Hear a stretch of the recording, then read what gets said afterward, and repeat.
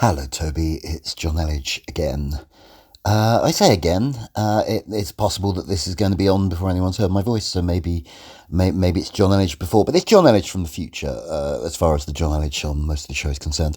I'm just popping up to say I have a whole new book out called A History of the World in 47 Borders. The stories behind the lines of our maps, which runs from ancient Egypt to the borders of space, via Rome and China and the Holy Roman Empire and the Schleswig-Holstein question and all sorts of other crazy stuff, like the time Google Maps was implicated in what nearly turned into a war in Central America. It's good, is what I'm saying here.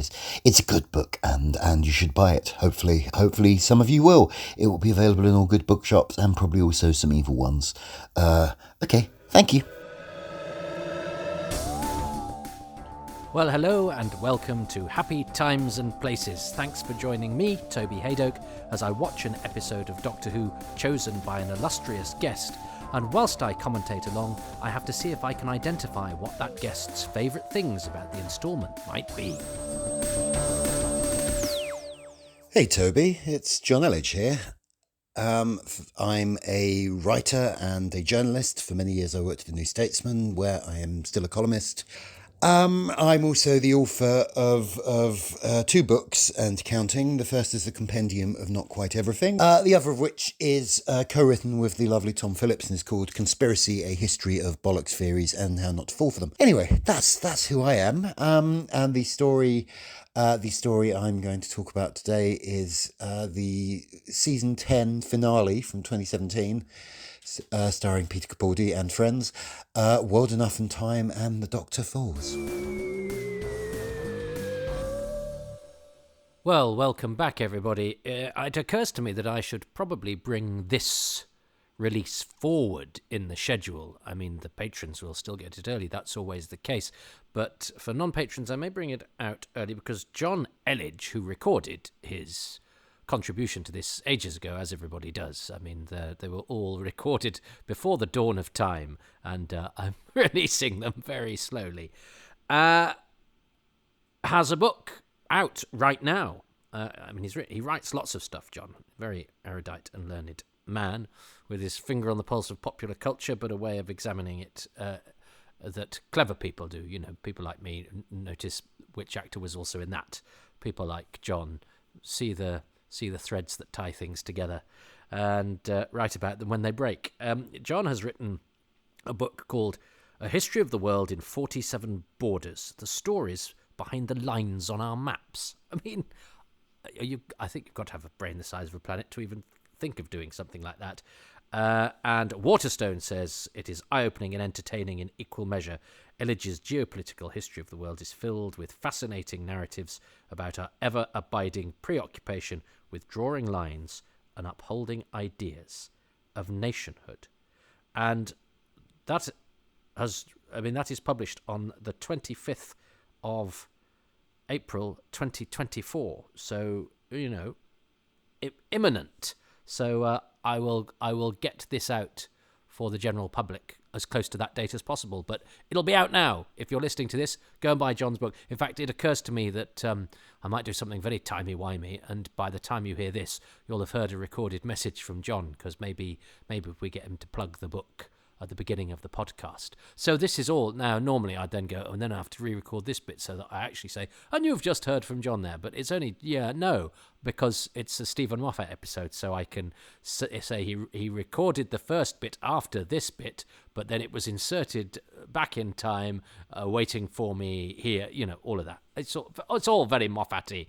And it just means that I can get John to plug his book in his own words, rather than me go, it probably did clever in it.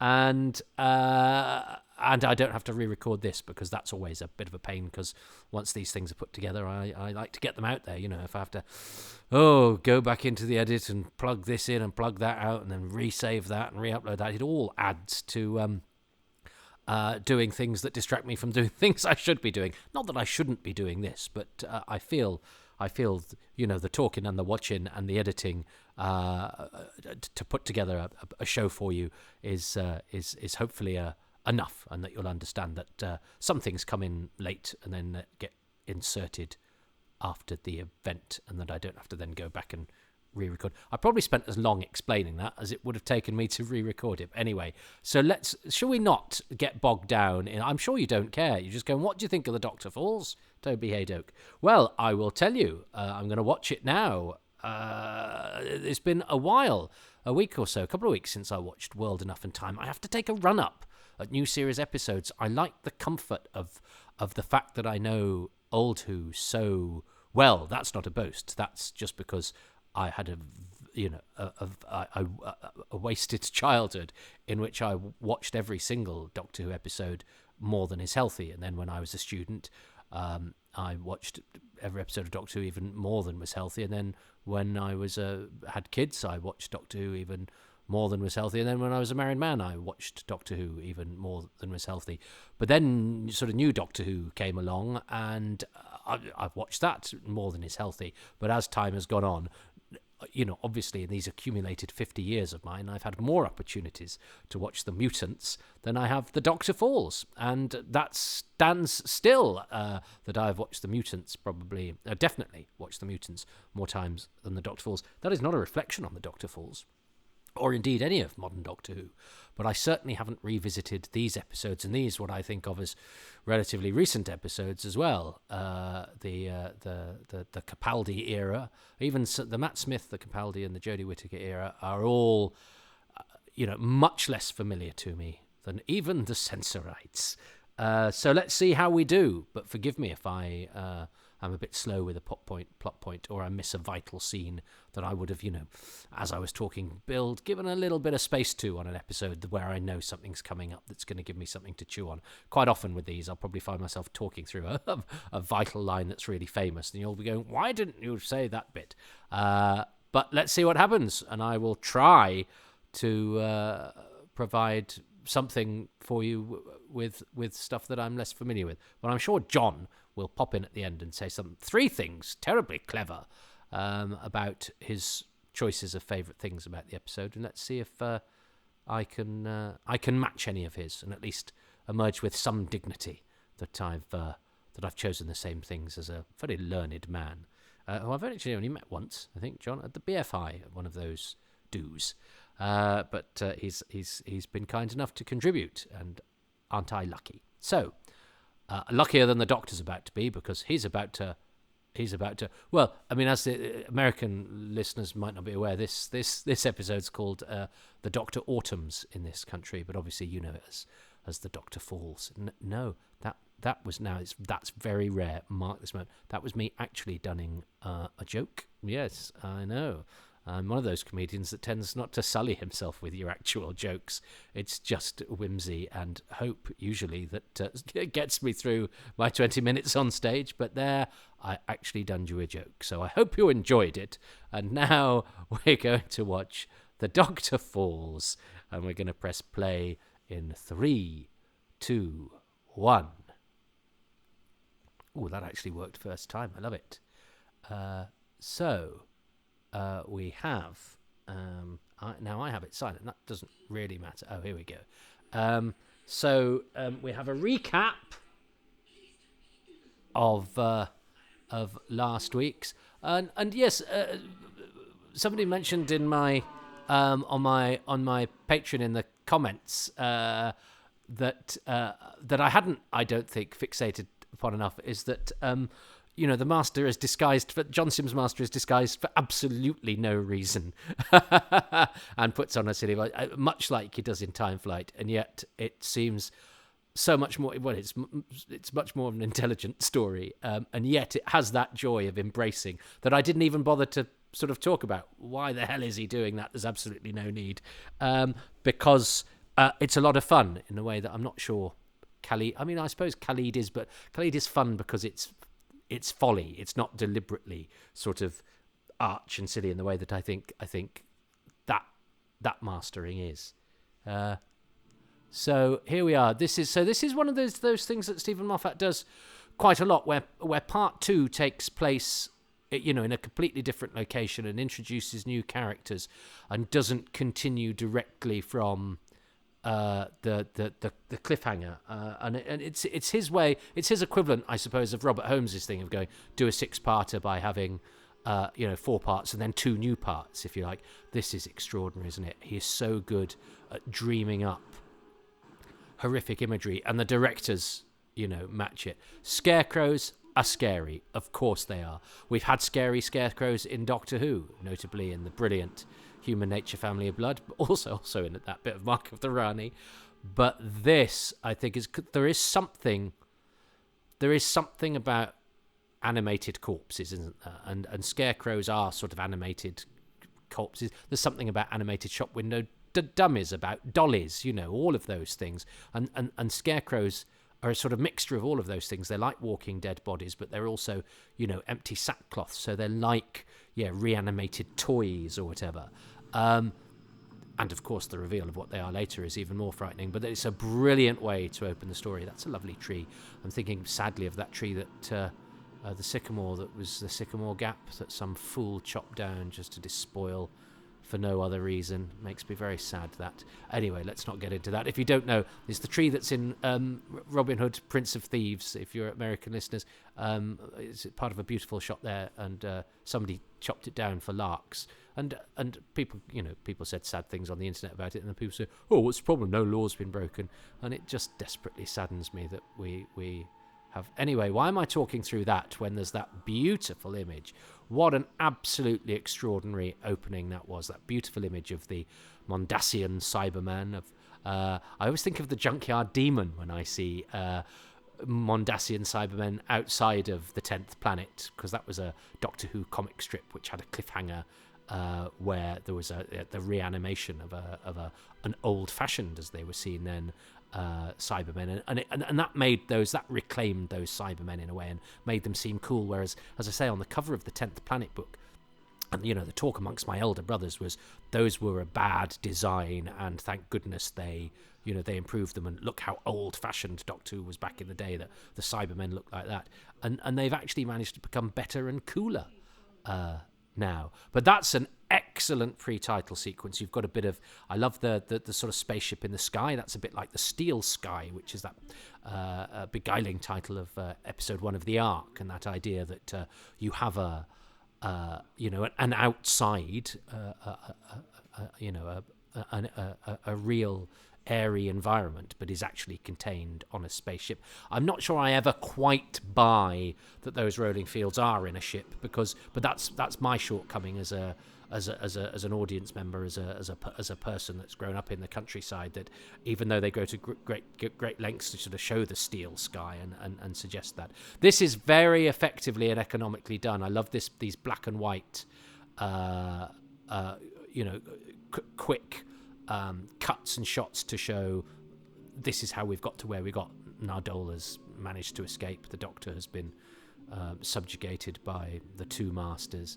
There's some really strange imagery in this, but it really, really works.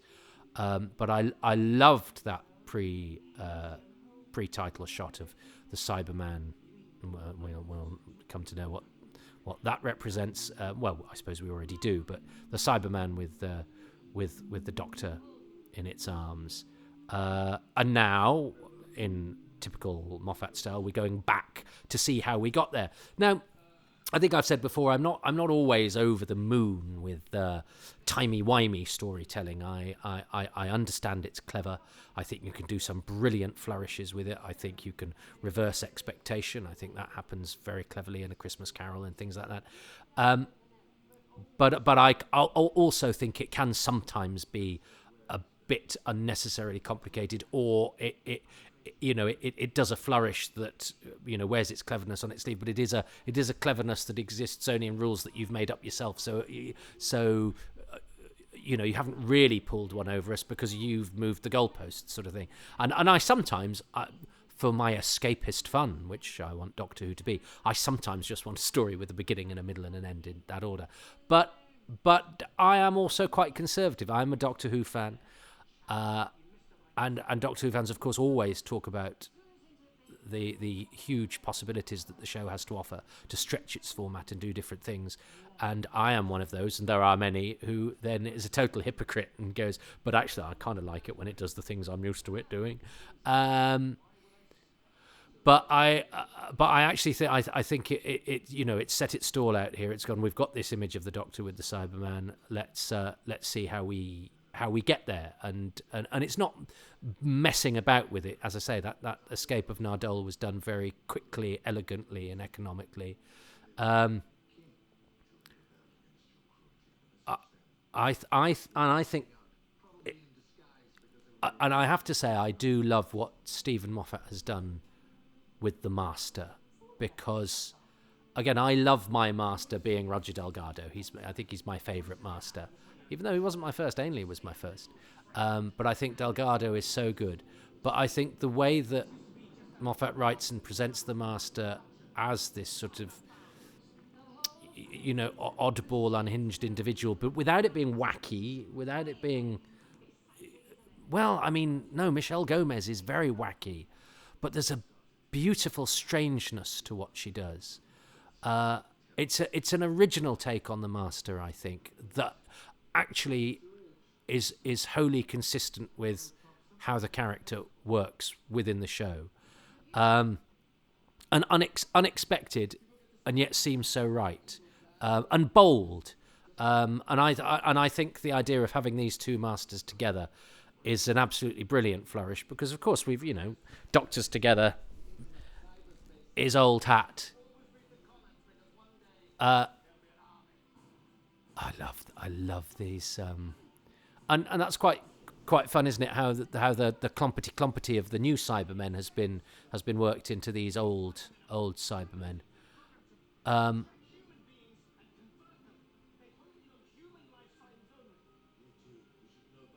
And I like Murray Gold's score here, and when I'm in the room, I'm winning. I like that.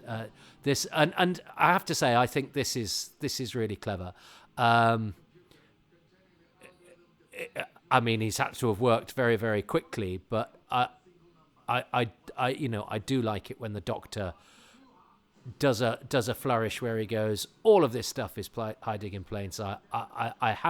I had the opportunity to do this, and I played upon your weaknesses in order to do it. So when you saw me,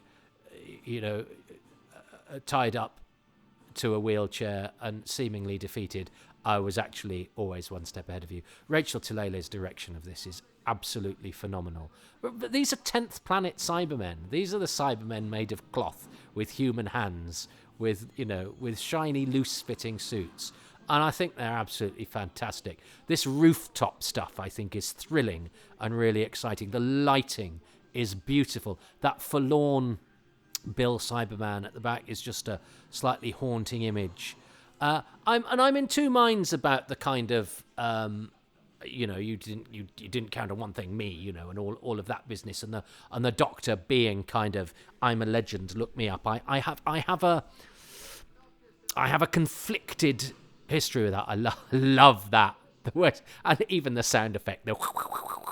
I love Michelle Gomez. There's a broken quality about her as well. She's majestic.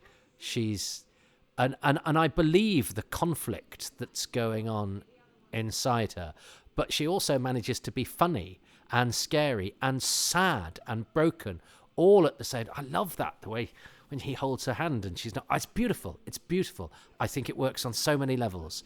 I think she's extraordinary. I think it's a brilliant inventive use of the Master. I love a hero moment. Nardole there with the shuttle ready to take them. I love it when the sort of humble, secondary comedy sidekick character gets to do a hero moment. That's always a good thing in big blockbuster Hollywood movies. So I like it when Doctor Who manages to do that with the format too. That's horrible. That's really well done though. The effects there are excellent. And I love, and of course that bit with the light, the laser coming from the light at the top of the head is very like the back cover illustration of the 10th Planet, and it was always very exciting when a Target book had a back cover illustration as well. And that haunting figure of the Bill Cyberman in the background, comes good there. She's great. For all that, she's conflicted. She's also pragmatic and dangerous. Don, that's so funny. That's so brilliant. That because the master is evil, the master is callous, the master is a murderer. But I also like the fact that gets translated into can always also be really pettily unkind in a way that doesn't really matter, but is horrible. And then does it twice. And then you have a hero moment of Bill the Cyberman holding the ladder and stopping them going away. And again, it's another of those sort of Hollywood punch the air. Yay! It's a hero moment. And what a great image that is. I think this is absolutely terrific. Oh, and here is how we got to this. And it's beautiful. Just the use of mist. I mean, it looks fantastic. And I love that the steel sky.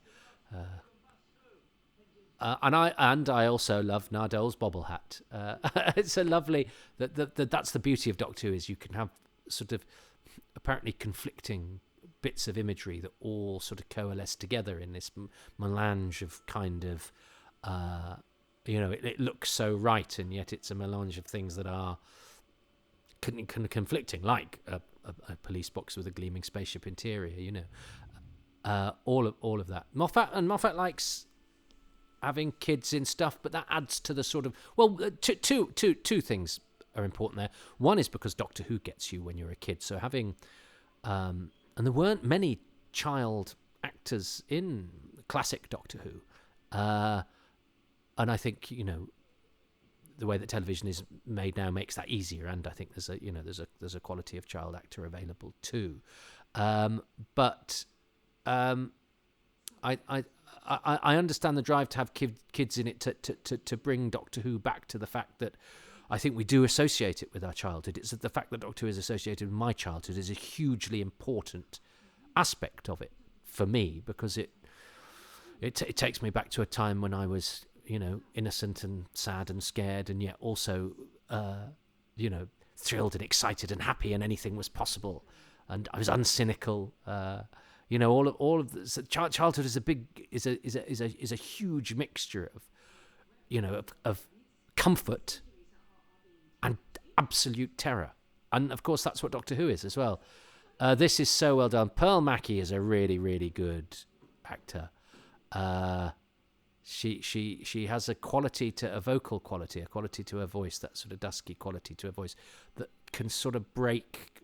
That has a quirky tinge to it as well, but also a melancholy when needed. The fawns and rich beige. Yeah, it's not beige, is it? It's a sort of tawny hue to the light coming through the curtains. There is absolutely beautiful lighting, and I also love a Doctor Who where people are besieged. This is a so it's not a base, is it? It's a sort of Mormon community under siege, or but sandbags, getting all weapons available, bedding in, hunkering down for an attack. That's thrilling, exciting, back to basics Doctor Who for me, which I think really, really, really works alongside this terribly sad mystery around Bill. Because we of course we know what has happened here, but the fact that we're seeing it as her is stopping us really totally accepting it really, and until now, because we're still seeing Bill, of course, and that's what she sees. And this is so sad, and this is so well done, and again it's a brilliant visual flourish, and very cleverly, of course, we see in the corner that the hands as well. And there's a real tragedy to this that gets to the heart of what the Cybermen are. The Cybermen aren't just robots. The Cybermen are a removal of humanity. Although, of course, you're being kind Nothing wrong with being kind. There's not. So why were you such a prick for the first season, Doctor Who? Uh, he even eats his jelly babies a bit like Tom Baker, open mouth, open mouth. I think I was always taught to eat with my mouth closed, but there's something quite sort of gutsy about the open-mouthed, slightly insolent chew of a jelly baby that Doctor Who does. I don't approve, but yet it seems kind of right. He's very good, Peter Capaldi. He is such an accomplished actor. That he's doing the sort of brave face, but also acknowledging underneath that the solemnity and difficulty of the situation. He's quite inscrutable in many ways, and yet there's a lot lurking just beneath the surface. And he looks magnificent. I love these two leads. I think they're great. I would have happily had more with them. But yes, it does. It gets to the heart of what it means to be a Cyberman, although obviously the Bill that we see here is not as we expect a Cyberman to behave, but that's okay. I think it's a sort of translation technique, isn't it? It's a reminder of the character that we're losing, and it's sort of really tragic. Because we can see somebody human. We can see what she was. The humanity is much more than just a biological entity, but she's got all the things that humans have, like teeth and curls and proper eyes and all of that. And now she's a rubber-fingered semi-automaton, and it's I think it's really disturbing, but it's also really sad. But it's it's cleverly set amongst the the backdrop of what's an action adventure episode, and this is kind of what A Castle Made of You. That is a brilliant piece of writing, and she's standing that's a lovely sort of metaphor. And this idea that, and Doctor Who, quite often is about what it means to be human, either in contrast to the alien strangeness of the Doctor. It's either about our shortcomings and the limitations that we impose upon ourselves, but it's also about the indomitability of the human spirit and a celebration. So it's a celebration, I think, at its best, Doctor Who can be a celebration of our potential and what we're best at and what we do that no other living thing does. Those small, beautiful things that being human is all about. As well as also, a lesson about not falling for our, not being dictated to by the limitations of our imagination or societal mores or limitations, whatever. Which is, I think, is a great way of examining the human condition, and also quirkily sort of looking at what it's like to be people. Now, I'm not saying that any writer of Doctor Who sits down and deliberately tries to examine that, and they would be foolhardy so to be. But it's because of the nature of the program, this quirky action adventure that has monsters in it, and what makes a monster: a lack of humanity, a removal of humanity, a perversion of humanity. It's a side effect of a great many of the staples of the show, that it does sort of shine a light, and again, not necessarily in a lofty manner, on what humanity is all about. I think this stuff is really beautiful. I think I know, and we've seen a cyber tier before. It's that's become a bit of a thing in the new series, but I don't have a problem with that, because Tracy Ann Cyberman cried an oily cyber tear as well, didn't she? I don't mind that. He's so good. I think as he's getting older, I think he looks magnificent, and I'm so glad he came back. I didn't know I wanted John Sim to come back, and yet it really works in this story to bring the two of them together. He's so mean, old bras.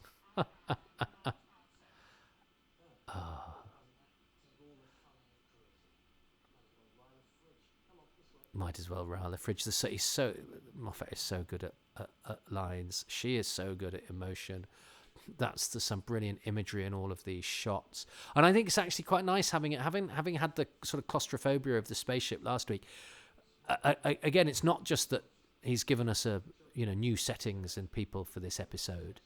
It's just little things like John Sim having his hands in his pockets, which I don't think I can imagine previous masters doing, and yet just seems so right. But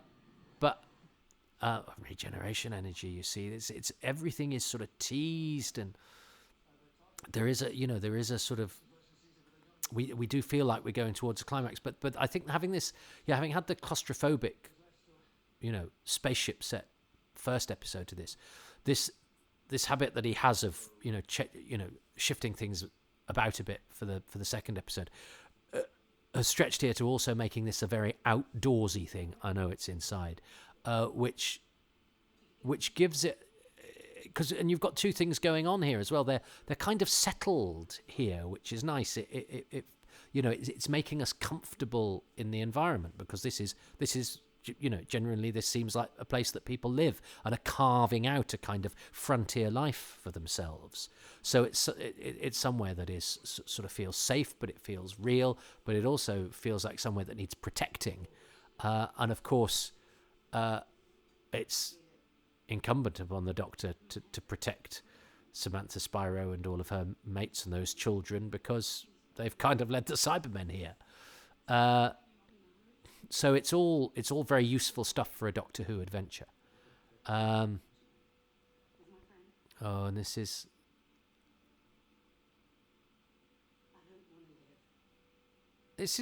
quite, grown up stuff for a Doctor Who companion to be saying, I don't want to be alive if I'm not human.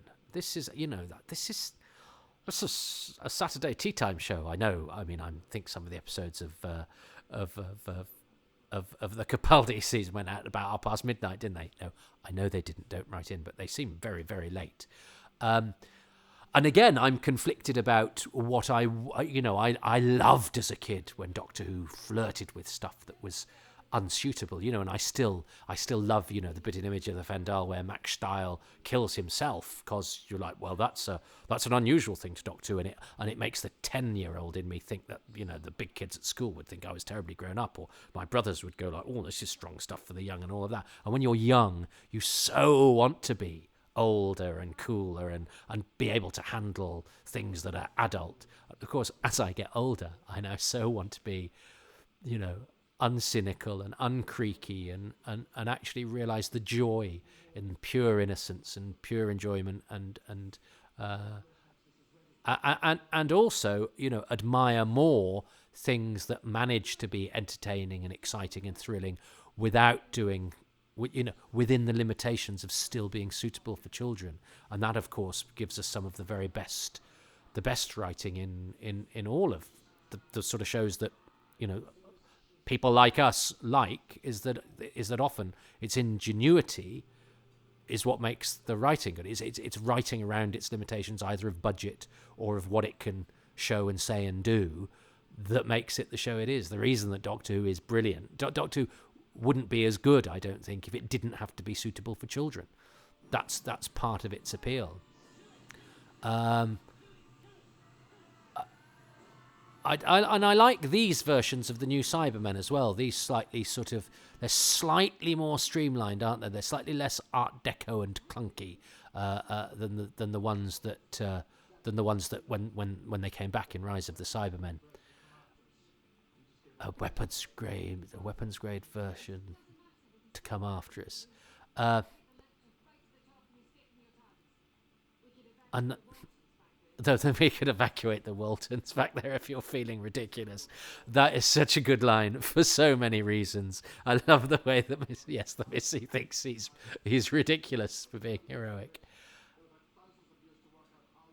And I love the fact that the being ahead, the time element of what's happening on the spaceship is now working to the Cybermen's advantage, and all of that is a use of the sort of time bending way that Moffat tells his story, that that works in favor of the bad guys and to the detriment of our heroes, and that's really exciting. And now we have a feeling that things are really escalating, time's running out, and we've got all sorts of different Cybermen as well, which is pretty cool. Would I have loved to have had an Earthshock Cyberman or two in there? Yeah, definitely, and an invasion one. I still think that the invasion Cybermen are the best, but I'm just being silly. That's only just occurred to me. It didn't occur to me when I watched it the first time, and I think it's just because I've been listening to a review of some of the Moffat Dalek stories, and of course they did bring back old Daleks, but they also had old Daleks that were represented by new Daleks, didn't they? In Asylum of the Daleks, where they were going, here's an old Dalek, and you go, then why is it a brass one? And then that was readdressed, wasn't it? When they did have actual old designs in The Magician's Apprentice and that. So there's no reason why you would have any more old Cybermen, but I think it would have been quite fun to have a moon-based Cyberman in there, and I like the Wheel in Space Cybermen as well.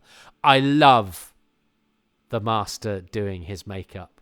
I don't know why, but I think it's brilliant because, of course, Doctor Who villains do, dress sharply and do sometimes have dark eyeliner and do make themselves look spooky, but we never see that. And I suppose we're not really supposed to think about it. And yet in having that and doing that, it kind of nods to it, but without it. It doesn't cheapen the show. It's not a cheeky wink. It's not a self-indulgent moment. I just think it's a little sprinkle of beauty that I don't know quite what it says, but I like that it says it. And I love the way that the Nardole, the computer geek, sort of rather coolly sort of shows what he's doing. He's not he's using his skills to blow things up, but doing it in a very casual way, and he's very much impressing Samantha Spiro. And it's weird because she doesn't have much. She's a great actress. We're very lucky to have her in Doctor Who.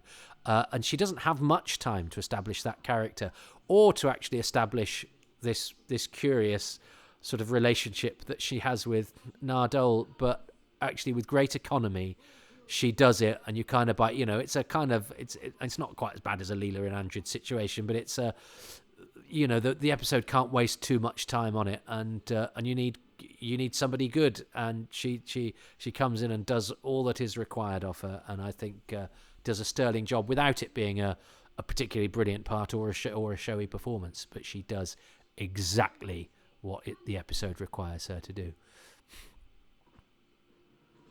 I love the relationship between these two.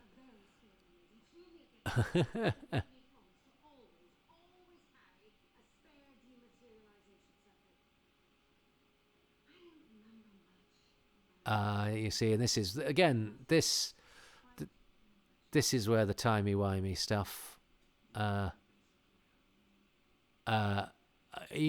which I do think is sometimes a bit cheaty. I do think it's sometimes a bit self-congratulatory, but that's a judgment. Why would you say that? Why can't something just be clever? Why does one have to cast aspersions on the cleverness? Because I think, again, when you're making the rules, but is it making? I don't know.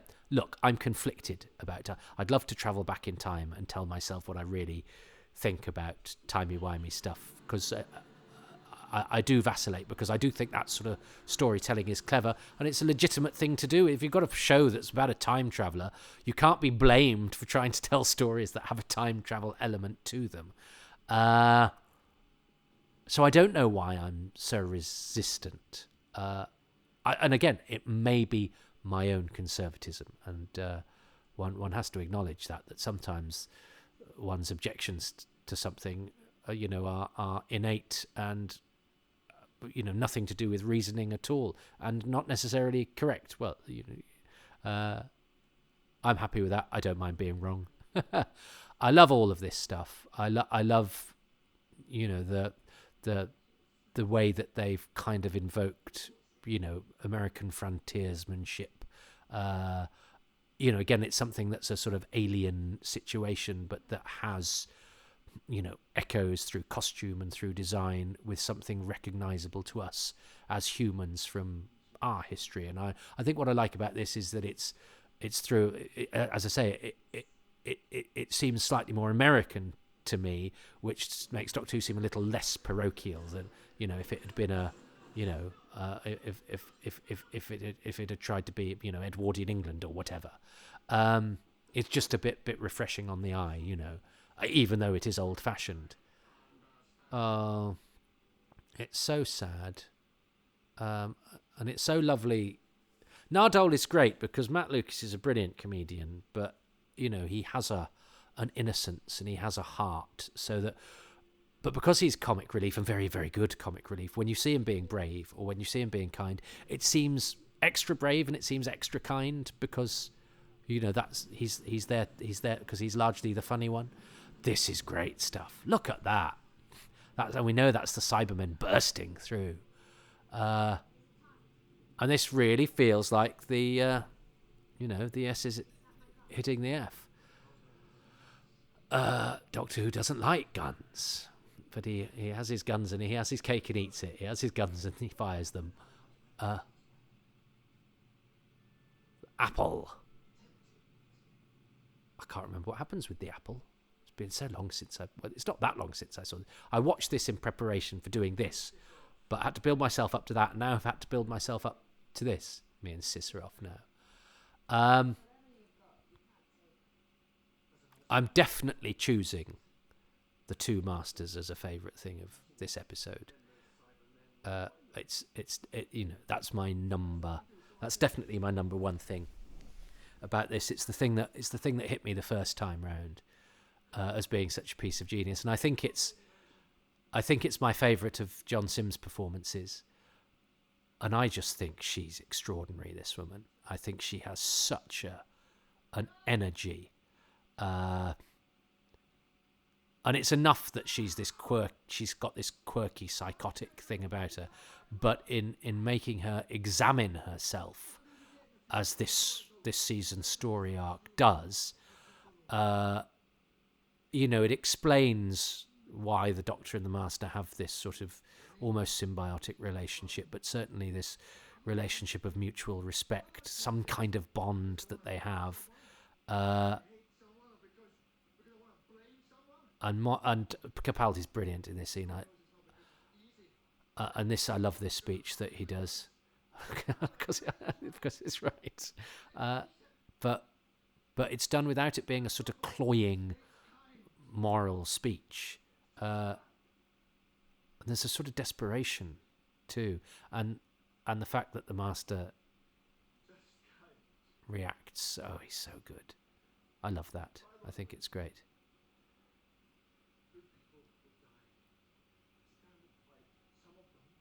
And this boils down to the fundamentals of why Doctor Who does what Doctor Who does. I fight to try and I do the best I can. I try and stop people dying. And it's clever because you think that Missy is gonna,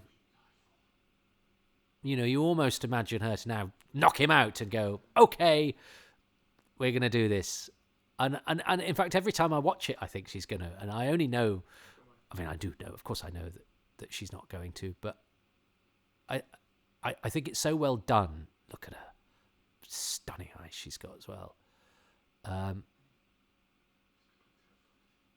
You sort of know that the Sim Master's going to go, nah, but you kind of think, is she going to pull him in the right direction? Beautifully shot. Look at that dirty shoulder as well. Dirty shoulder is when, you don't need me to explain that, do you? I'm not going to patronize you, but that's a beautiful choice because it has her, in focus, but in the back. And he's got a sort of cold insolence about him, and a slight sadism there as well. Whereas she's being buffeted here, But she's also begging. She's almost begging him not to appeal to her better nature because she's frightened of it, which is really. I mean, this is really sophisticated stuff. Doctor Who can often be, very simplistic, and there's nothing wrong with that either. It's nice to have, a hissable baddie and a funny goodie, but I think what Moffat's asked his actors to do here and what he does with his characters here is really effective. And I understand those people who sort of, I love this bit. Thanks for trying. Oh, I love that. That really makes me, there's something really profound about that, I think, and really beautiful, darkly beautiful, sadly beautiful. Thanks for trying. It's a sort of acknowledgement, but also a surrender. Love the apple bombs. Very Doctor Who. Love the apple bombs. And I do like these thinner-faced Cybermen. They're much more sort of sleek and aerodynamic to me than the ones that came back in Rise of the Cybermen, which we also have, don't we? Sort of. But yeah, exploding apple bombs is beautifully Doctor Who, and there's something about the apple that's sort of slightly biblical and goes back to innocence. And this feels like, if we win here, we can start again. Humanity can start again, life can start again, morality can start again, goodness can start again. So for a story that is about the end of a Doctor, or the beginning of the end of a Doctor, the fact that the other story it's telling feels, as I say, this frontiership of the American life and the apple and all of that seems like, it does seem like building the sort of very humanity that the show tries to celebrate. I love that he has an active role in seeing off the cyber threat. And also, it gives us as watchers of Doctor Who, who say, well, it's not a thing about guns. The Doctor doesn't have guns, but it allows us to have scenes with loads of Cybermen being blown up and loads of action and all of that. And again, beautiful light through boarded up windows. That's why they've come for your children again. Because they've come for children, it seems somehow more terrifying.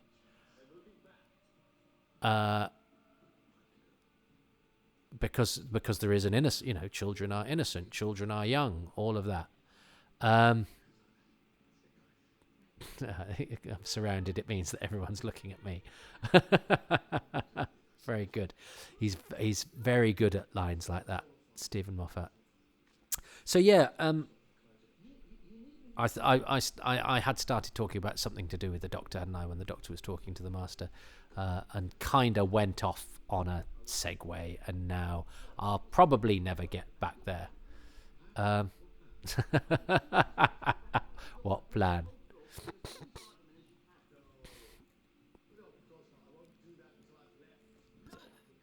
Oh, right. So yes.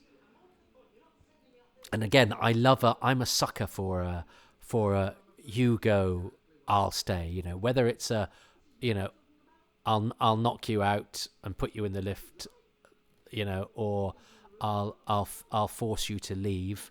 And this is one of those goodbyes where somebody has to be spared. Silly tin men. You see, this is the sort of thing that gets me. I get a bit of a lump in my throat and a tear in my eye at this sort of, which is very sort of, which one of us is stronger? That's, again, there's something I think very beautiful and honest in that, and I think it's beautifully acted. The way that he's not looking at him, and the way that he knows that the Doctor is right. And it's very human. Right. Again, Moffat gets stick for being too clever by half and too sarky quippy.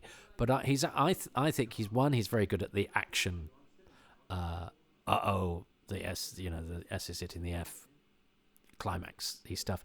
But he's also very good at the human stuff. I am a sucker for a bit. Again, I'm not soap soppiness. I'm not bothered about that. But within the Doctor Who format, the kind of the self-sacrifice, the somebody having to do something brave, you stay, I'll go, all of that sort of stuff. When it's done really well, it's basic stuff for sort of action adventure Hollywood type films. But I love it when it's in Doctor Who because it fits the action adventure format and it gives it a bit of emotion. But emotion that is based on people staying to face explosions and all of that. I never will. Oh. You see, I think that's beautiful, and I think Nardole, who came in as sort of comic relief, well, he came in as a one-episode character, didn't he? I love the fact that he finds within himself, he's the funny little ball, funny man. Who has it within himself to be heroic and also be quite wise there and wise enough to know that the Doctor was correct. I think it's really smartly and really beautifully done. And I think sometimes Moffat is underestimated for how good he is at the sweet stuff. But I do understand those who say, well, hang on, we could talk about that in a bit. Park the kind bit, because this bit I absolutely love. I think, it's also a bit naughty, because there is a suggestion of sort of, would the Master like to screw the Master, which is a bit weird and perverted, and I don't like it when Doctor Who gets too sexy. I don't mind unspoken sexy, but I don't like sort of childish sexy. But I think this was brilliant. The fact that she kills him, she kills herself, in what you think, where you don't know what she's doing, was she being intimate, whatever. But yeah, she pulled a fast one on herself, and he's admiring of that. And there's mutual respect because they're the same person. She's so hurt that she's had to do it. I think it's brilliant. It's brilliant. And I didn't see that coming. I didn't see it coming that the Master would kill the Master. I think it's an absolutely brilliant way to end Mrs. Ark. I thought the Master was brought back way too quickly in the Chibnall era. I thought this should have been allowed time to have been a proper ending for the character for a while. But we can get it, and that's no reflection on Sacha Dhawan, who I think is great fun and a very sort of modern day jokerish type of Master. But I thought it smacked of indecent haste and not reading really the room. I don't see how you could watch this and go, well, the first thing we need to do is not let this sort of percolate and rest. But that's another story. But I love everything about the two Masters in this episode. But yeah, I do understand people who might go, yeah, all right, all this be kind stuff. The Capaldi Doctor spent a lot of his early period not being very kind at all. So it's a bit rich for you to say be kind, but characters are allowed to develop. Characters are allowed to be complex. Characters are allowed to be contradictory. Remember, and I think more and more, commentators seem to think that programs should be telling us how to behave rather blatantly by having our good characters behave in a certain way that is unimpeachable because it's a manual on how you should behave. Well, that's rather didactic for me. And also, get over yourself. If you want to write something that is a lesson in how to behave, then don't write a drama. We can infer things from a thing a character might do, but characters are supposed to be contradictory. Characters are supposed to sometimes do things that we as an audience go, oh, well, I wouldn't do that, or oh, they shouldn't have done that. If we only have characters that behave in a way that we should behave, then I think the writer is acting as God, and I don't think Russell T Davies or Stephen Moffat do that. I think that says more about the commentators. Oh, and he killed Missy as well. I think, and you really feel it. The master killed the master. I mean, who else could kill him? I love this. The mutual respect, the sardonic gallows humour, the sort of cruel inevitability of it, you know. Yeah, it is our perfect ending. We shoot ourselves in the back.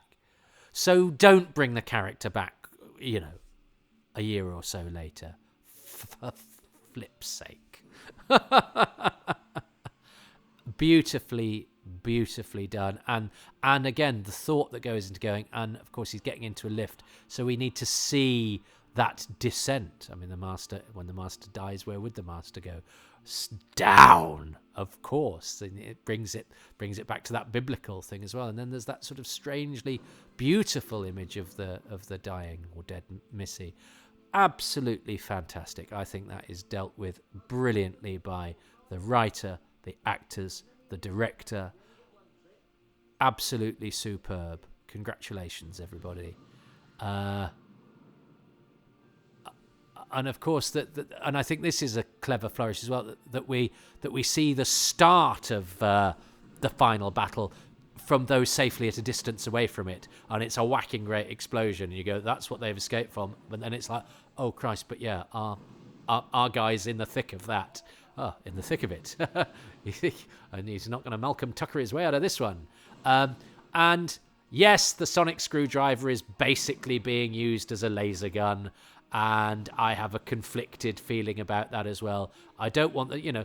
And again, if people were to say about the kind thing, we'll also say, yeah, I don't want guns. But you've got a thing here that is essentially a gun. So again, you know, you can prate about ethics, but you know, you contradict yourself within your own drama, which you know, I know, you know, commentators who reject sort of the finger-wagging liberalism that the show can occasionally do, which of course ties in with my finger-wagging liberal politics, might go, yeah, but you say all of that kind stuff and not having a gun stuff, and you blow things up. So actually, you're just a hypocrite. And I can understand why people. I can understand why people, don't, you know, reject, you know, didactic liberals, but because there can be an element of hypocrisy to that, and why people might prefer the Doctor to say, the Cybermen are really bad, and we need to get guns and blow them to bits. And I know people say, well, then those people don't understand what the show is really about. You go, well, the show is also not really about sitting there and singing Kumbaya, because Doctor Who does tend to blow up the baddies quite a lot. So, and I always think anybody who says, I'll tell you what the show is actually really about, is always on a bit of a sticky wicket, especially because when they do it, they do it in an annoying voice I've just given them. But so you know, there are things in here that I like, that if I were to be writing an essay, I might take again, you know. But I'm not writing an essay. I'm watching an exciting episode of Doctor Who. I think that final sequence of him going through the woods is thrilling, and it's dangerous, and it brings, you know, a real sense of climax to it. Although I think he'd be a bit more singed after that explosion. But again, he's Doctor Who, and his clothes can regenerate. I'm sure we know his clothes can regenerate. So there we go. That's fine. I've already explained that. That's beautiful. Look, and here's the advantage of having it the outside, and the sun is shining, and it's you know, it does feel sort of cleansed. You know, it does feel like a rebirth, and the fact that there are daffodils out and all of that. It does feel like, spring. The world, although it's not the world, it's the inside of a spaceship that's no longer on the edge of destruction. Ha ha ha. And yeah, there are kids, and there are kids still alive. He's saved the kids, and I love that phrase that cropped up earlier about the humans being farmed. Is quite that's quite a disturbing idea, isn't it? That again ties brilliantly in with the Cybermen. And look, here's a sort of that's very evocative, isn't it? That reminds me a bit of the Band of Brothers episode set in the snow. I know that's not snow. I know that's ash, the ash of destruction. But it does again have that kind of blasted, cold World War II or World War One even feel about it. Where the stark landscape that has been, absolutely scorched or by in this case by fire, but also it has the suggestion of those really cold fronts as well. She's so good. She's so good. And I have to say, I definitely, I was really painted into a corner here. I didn't see any of this coming. But, he explains it well in that how she's, why she has managed to hold on to her humanity within the cyber frame. That was in those scenes between them in the barn. That did it. I kind of bought that. And this was seeded, right from the beginning. I always slightly worry about, a finale episode that pays off with something that happened in an opening episode. But that's the pathetic fan of me who needs to get over himself. And she's really good. But it is a second Doctor Who companion who has died and has then not died, but still isn't really alive, that gets to travel through space and time with a sort of, with them both as immortal but not quite human anymore space lesbians. I mean, only in Doctor Who, I guess. It is a bit, as I say, it is a bit of an echo of what happened with Clara, isn't it? I think I prefer this version, partially because this ties in back with Bill's very first episode. And I think I'm more satisfied with this, Clara not really being alive or human anymore. Ashildea didn't make a huge impression on me either. And it just seemed like he just couldn't bear to kill Clara, or have her leave or anything. Whereas Bill seems to have a much more sort of content. Clara, I think, seemed to me to maybe be a continued addendums to a story that he couldn't bear to finish, whereas this, I think, has clear lines as a story for the characters.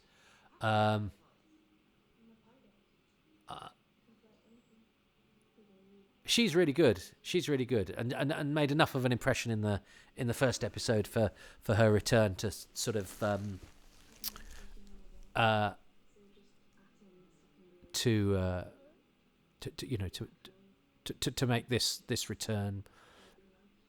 And she, yes, and I buy that explanation of I can make you human again. It's just atoms. That again seems to me, because I think Bill has survived if she survived as somebody like me. That's do you know what I mean? Somebody who breathes, tastes, has a heartbeat, has a pulse. More than a sort of walking sapphic space cadaver, which is what a surviving cyber person would be. Do you know what I mean? So yeah, I think it's slightly harmed by what went before with Clara, but I think is a more satisfying version of that. And I like the fact that she also, as far as she's concerned, the Doctor's she said goodbye to the Doctor and kind of finished their story off. It's not that there's anything unresolved there. She gets to say goodbye, and it's really touchingly done. I love Bill. I think she's a great companion. I think Pearl Mac is brilliant.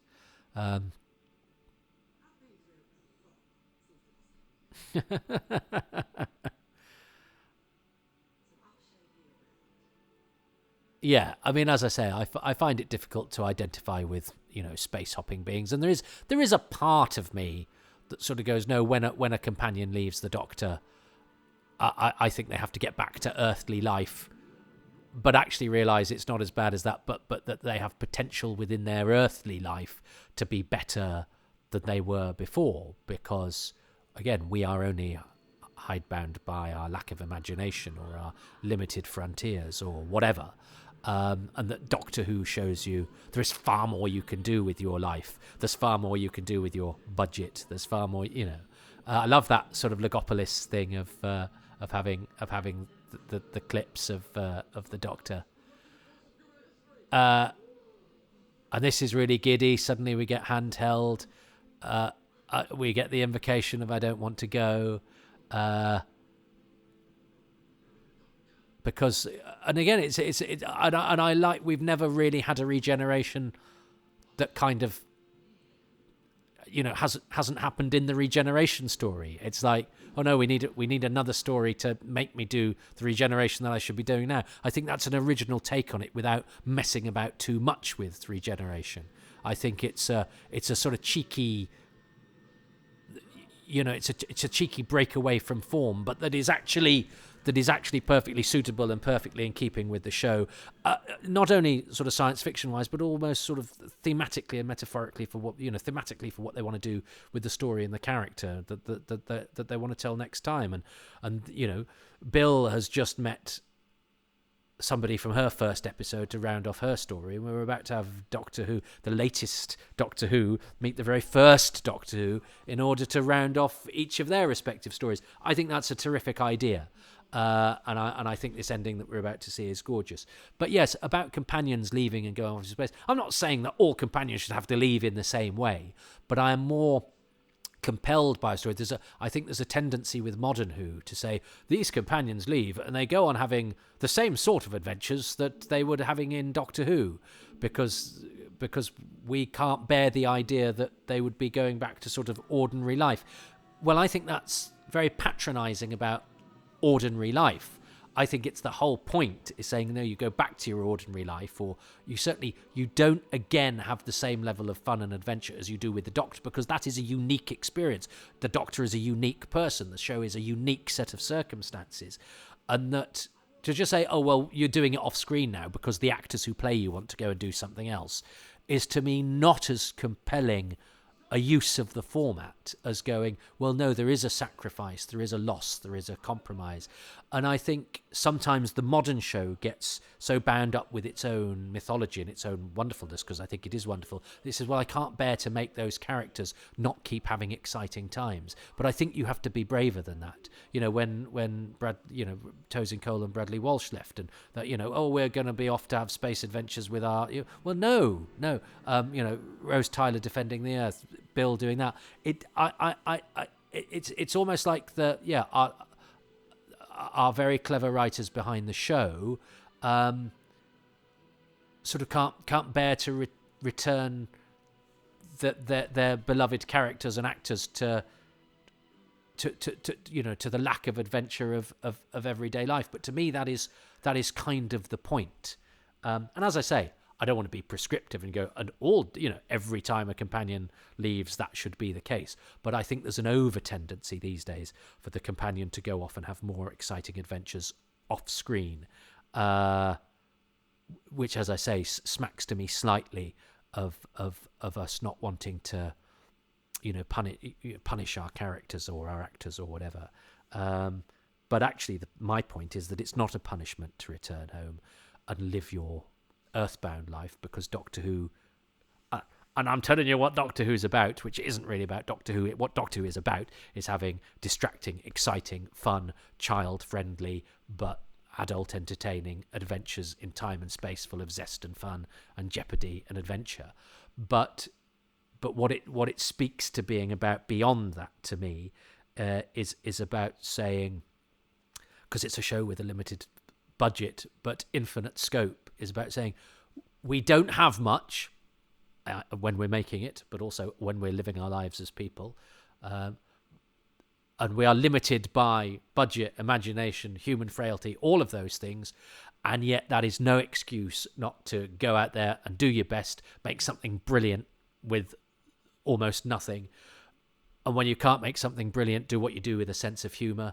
When when your sense of humour is being eroded, retain your sense of humanity and what is right and what is decent, but never take yourself too seriously. And in so doing, actually, you take life very, very seriously indeed. But don't be don't be po-faced. There's a lot of po-facedness about these days, especially actually about Doctor Who, which I find bizarre. But also, I don't like Doctor Who to be self-mocking, and I'm not one of those who goes, Doctor Who's great because it's rubbish. No, it's not. It's not. It's absolutely brilliant. But what it isn't is humourless. What it isn't is didactic. What Doctor Who is about is going, make the best, the funnest, the most thrilling, the most exciting, and the maddest stuff that you can, even if you're, a boring old human living in a semi-detached house in 21st century England. Do you know what I mean? Or wherever it is that you happen to be from. I'm talking about where I'm from now. Doesn't matter. Make what you can. And that's what Doctor Who does as well. We're making a program with 21st century equipment in studios with limited number of actors. We're trying to do special effects that we haven't got film resources to do, and yet we never we never try and sell ourselves short. We'll still have loads of big cyber battle and a spaceship with fields in it and all of that. That's what it's about, if you want to say what Doctor Who's about. But not only how Doctor Who, that's not just about how Doctor Who is made, but it seems to me is about what happens within the Doctor Who universe as well.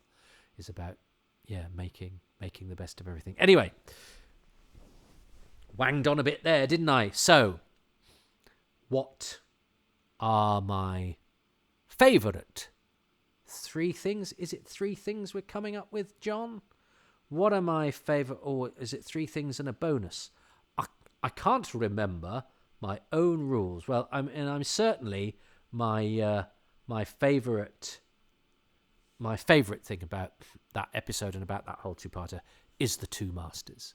I mean, their relationship, John Sim painting his eyes, and Missy saying thank you for trying. Oh, good Lord. I mean, I could have chosen 3 things that were 3 things that they do. The death, the fact that she kills him, the fact that he kills her, the fact that he shoots her in the back, the fact that he descends to hell, the fact that she hugs him and stabs him. I mean, good Lord. So what have we got here? We've got the Doctor Falls 1, the Doctor Falls 2, the Doctor Falls 3, and an overall thing. So I've got to choose 4 things. And looking at the way these are labelled, yes, it suggests to me there's 3 Doctor Falls and 1 overall thing. So I am going to choose, number 1, the 2 masters. Everything about the 2 masters. I've said it all.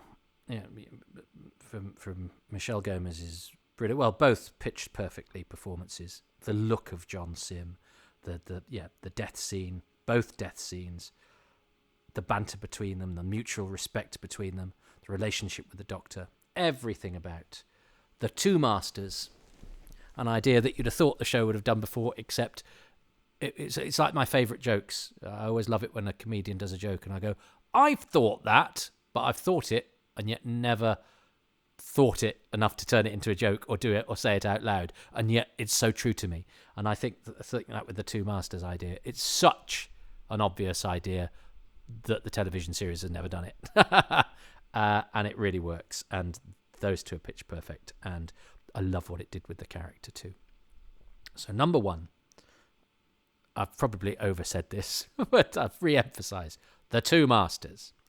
Number two,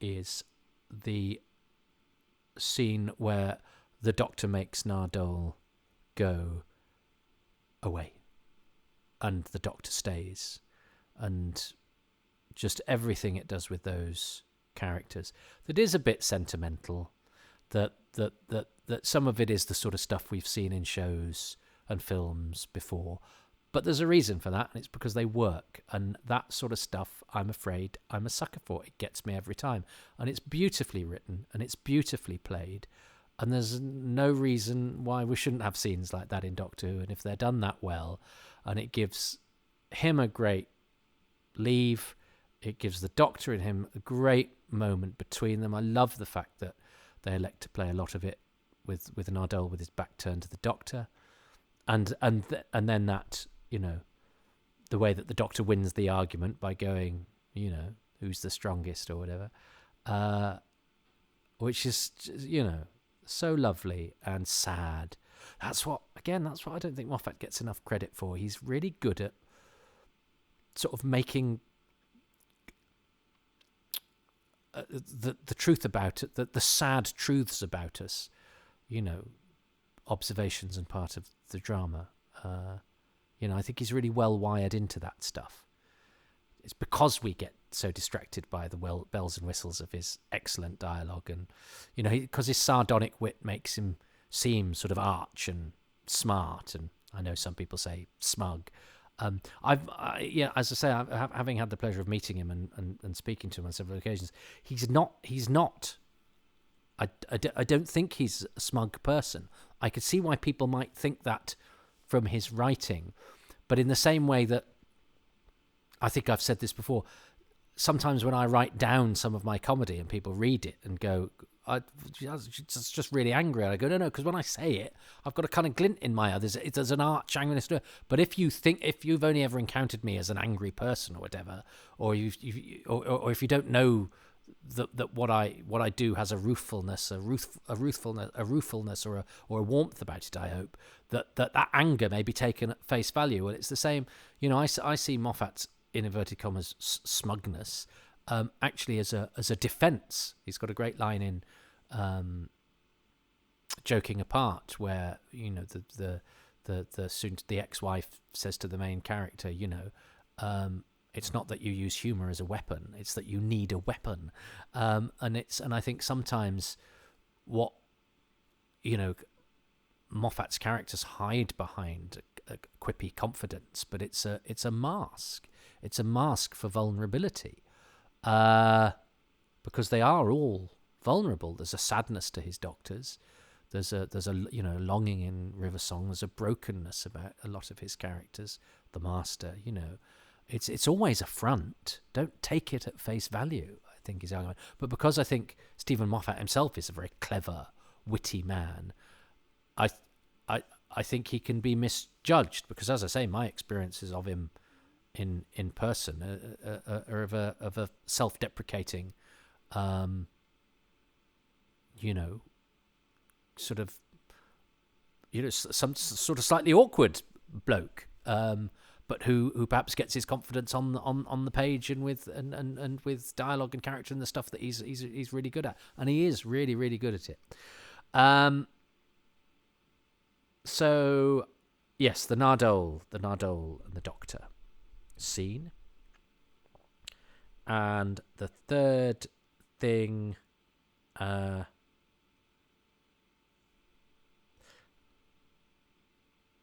it's hard, because I was going to go, well, I like the fact that, you know, Bill's resolution works, I think, better than Clara's does, but that you know, that is in relation to the fact that it does really echo Clara's. And then I was thinking, well, and then my overall thing could be the Doctor's refusal to regenerate.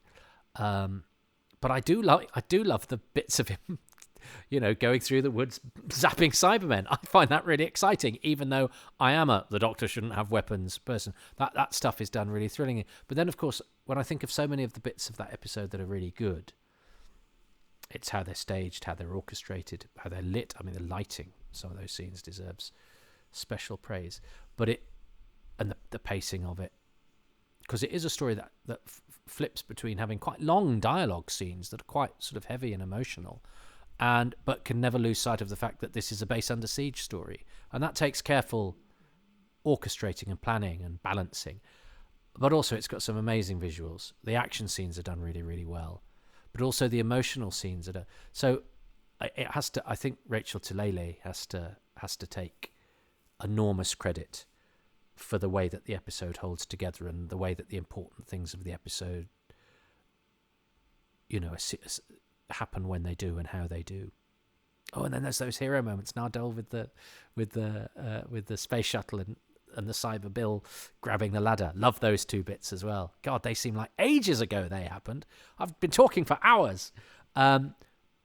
Rachel Talalay, yes, is my third thing, or is she my overall thing? Doesn't really matter, does it? Because he's going to say all four now, so it doesn't matter if my overall thing isn't the same as his overall thing. If it's just if our things tally, they don't have to be in a particular order. And then the final thing, because as I said, we know it's an overall thing. Well, maybe I'll choose Rachel Talalay for my overall thing, just so that I'm sad. So I'll choose one more thing from this episode, and that is, I think I like what they do with playing with the regeneration, that it's a regeneration story that doesn't have a regeneration at the end. Because I've said it very recently in terms of minutes in this podcast. It's because we're led to we know things go a certain way, and I love the evocation of Logopolis with all the clips of people saying Doctor, which I thought was great, and the Doctor looked pretty dead, but that it leads into, and Twice Upon a Time is not perfect by any means, but I love the idea of the departing Doctor reconnecting with the very first Doctor, and that mirrors, as I say, Bill meeting with, water lesbian from her first story, and I love that ending. I love David Bradley coming out of the snow, and I love that I felt David Tennant's regeneration was brazened out a little bit too much for him to be able to, get Captain Jack laid and to get Jessica Hines' autograph and all of that stuff, which was, again, the production team, rightly going, this is momentous because we love this guy and he's a really popular Doctor and this is a big moment. But I felt it was the program perhaps just a bit being consumed by its own mythology there, just a little bit. Whereas this, I think, is going slightly different. I think it's going for something slightly more thematic and interesting about destiny and about letting go and about speaking to one's past self, which can be very moving and very enlightening and very humbling and all sorts of other things. So I think it was a wise and intelligent and use of the format and the tropes of the show that is in keeping with them and yet does something with them that's never been done before and opens up all sorts of other possibilities. So I think the fact that it's a regeneration story without a regeneration at the end that makes us go, oh, where's this going? And ends with the first Doctor, I think is a beautiful thing. So yes, my three things are the two Masters, Bye Bye Nardole, and I'm not going to regenerate. I'm giving them all chapter headings now. I should have done this since episode 1. Oh no! And my overall thing is the director, Rachel Talalay, who also I've never encountered personally or spoken to or anything, but seems to have embraced fandom and done brilliant interviews and of course has recently been back on the show as well. And amazing having a director from overseas who's done movies, coming to do our show. And I think I think that's really exciting and really fun. And she absolutely nails that episode. I mean, I think it's gorgeous. Not just how it looks, but how it's paced, how it's composed, how it fits together tonally. And she tells the story, she tells the action, but she's also great with the characters. Oh, it's beautiful. I love that episode. Weird. I've never sort of, as I say, gone back and watched a lot of this over and over and over again. And I've hugely enjoyed both of these episodes. And I think they're triumphant. I think they're magnificent. Let's see what Jonn says. He's done his on separate files, which is very helpful. So his first one for The Doctor Falls. So the first of the things I really love about The Doctor Falls comes, again, it's quite early in the episode, and as with one of the things I said about the last episode, it's clearly it feels like a bucket list thing for the writer. And it's when the Doctor stands up and says, people get the Cybermen wrong. There's no evil plan, no evil genius, just parallel evolution. Obviously that's a lot of fun because it means they get to talk about this parade of past stories, not all of which are on television. And, it kind of like retcons the fact that there's so many Cybermen origin stories dotted around the continuity now. But I also think it's doing something cleverer than just playing with continuity. In the way, in the discourse about Doctor Who, the idea was always that the Daleks were an analogue for Nazis, and the Cybermen are something a bit different. Cybermen are a fear of technology or medical advances or something like that. But with this speech, I think what Stephen Moffat does is he kind of reframes Cybermen as the right-wing mob. It's the spontaneous expressions of inhumanity. It's a sort of much more modern, much more contemporary, much more online view of where horrible far-right politics comes from. And I think that's a very clever thing to do with the Cybermen. And I think it's even more amazing that Moffat uses a world shape as reference to do it. Oh, beautiful. That's obviously cleverer than anything I said. But it is, yeah, and I was I think I talked over a lot of, that's the problem when you do these, is that you miss a lot of the subtleties and things because you keep talking, and obviously anything that's really pointed up in dialogue or dense dialogue while action's going on around tends to get lost, and that's a good point. I don't disagree with anything as John said. There's no point me trying to re-say it. That's all good stuff. At this point, I usually go, yes, the person that chose the thing chose this, and that's what they said, but you're aware of what they said, and he said it in a clever way, and it was a good thing. And yes, I like the fact that it allows for all sorts of different Cybermen as well, but also, yeah, it does. He's very good, Stephen Moffat, at taking things that we're very familiar with and giving them a really clever spin without actually undermining or contradicting anything we know about them before, but it's just a smart take on them that goes, yeah, well, actually, what this means is this, and you go, yeah, that makes sense. But it's like those jokes I was talking about.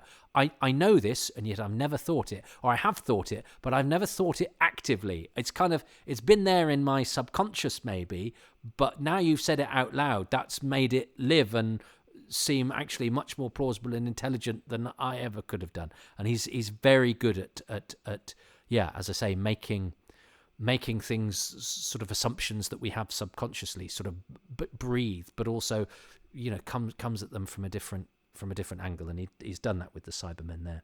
John's explained that very well. It's not one of my things, of course. Number 2.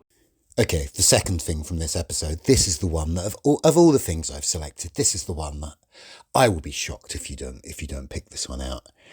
And again, I'm going to give you a line to tell you what it is. It's we shoot ourselves in the back. The clever way this episode, this story splits the Master into two different characters. Literally two different characters. So they've got one who hates the Doctor and one who just desperately wants his approval. You've got one who's this kind of cackling megalomaniac, and you've got the other, you've got Missy, who just really wants her friend back. And that dichotomy in the Master's character has been there since the very beginning. It's there in 1971 in the way Delgado plays the role as this kind of, he is he is this kind of dark mirror image of the Doctor, but he's also just the Doctor's friend who just does things to annoy him. And I just think, again, this is a very clever thing Moffat is doing right at the end of his run. He turns the two aspects of the Master into two separate characters, and then they shoot each other in the back, and they die laughing hysterically about it. And yeah, it's just a sort of amazing contribution to Doctor Who scholarship and the mythology, really. And obviously, everyone making this knew this wasn't going to be the Master's last appearance. Missy is not dying. Missy is not dead. The Master is going to come back. But oh my God, what a great way to go out if the character didn't. I think I've said enough about why I love the two Masters. I think it's one of my favourite things in Doctor Who, full stop. That's interesting because I love everything in old Doctor Who more just because of the nostalgia feel. But no, maybe I don't. Maybe I'm so old now, all Doctor Who is old Doctor Who. But something struck me there in what John was saying about how you have the two different aspects of the Master, one who hates the Doctor and one who wants his approval, and that speaks to me about duality that I think we are losing today. Maybe it's just because I spend too much time on social media, but I'm minded of something I saw somebody tweet when somebody was getting cross or as I say, slightly didactic maybe about how. The bit in The Giggle where when Kate Stewart took off the thing, she exhibited prejudice against Ruth Madeley's character, and the person was saying, "Oh, so is that saying that without the inhibitor, Kate Stewart's a horrible ableist person?" It's going, no, it's being much more intelligent than that. It's going, we all have it within us to think. And my partner's a wheelchair user. I know I probably mentioned this too much, but I need to reiterate it in this context because people do subconsciously, whether they like it or not, think differently of people who look different or exhibit different things. It is kind of part of our wiring. And I say that as somebody whose partner is disabled. I'm not immune to, I think, having those sort of percolations. And I think, and what Russell was doing with that was very cleverly, was saying that, that lurks within us all, even the good, even the very best. So again, it's, and I think if we're not careful, if we listen to the a lot of popular culture discourse that goes on these days and what it expects from what is expected. And as I say, from some very liberal and well-meaning commentators who somehow seem to think that characters in television programs, they are either act a certain way because they're good or they act a certain way because they're bad, and the writer is making them act a certain way to show us good behaviour or making them act a certain way to show us bad behaviour, is a total misunderstanding of what good and bad writing is. Because a good writer writes characters that are good, who do bad things, who are bad, who do bad things for good reasons, and none of it's an instruction manual for how we should live our lives. In showing Kate Stewart as having innate prejudice that all, I think, non-disabled people might have at different subconscious levels and some on very conscious and on the surface levels, but speaks to our wiring and some fundamental truths and some fundamental sadnesses and some things we need to examine and think about. But it's not saying you should do this, you shouldn't do that, this is good, or this is bad. It's saying, this is a thing that I have observed, this is a thing I am bringing out of my character to tell the story, to tug us in different directions, to make us muse upon the contradictory nature of how we behave and what we think, and between what we think and what we say and all of that. Good writing is complicated. Good writing speaks to complication.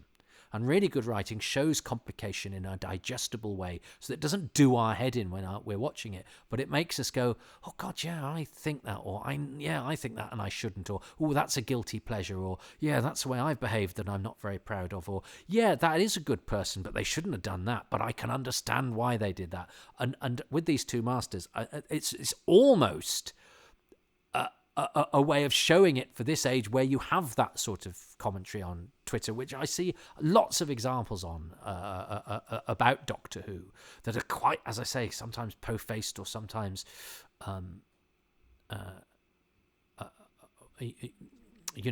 very interesting.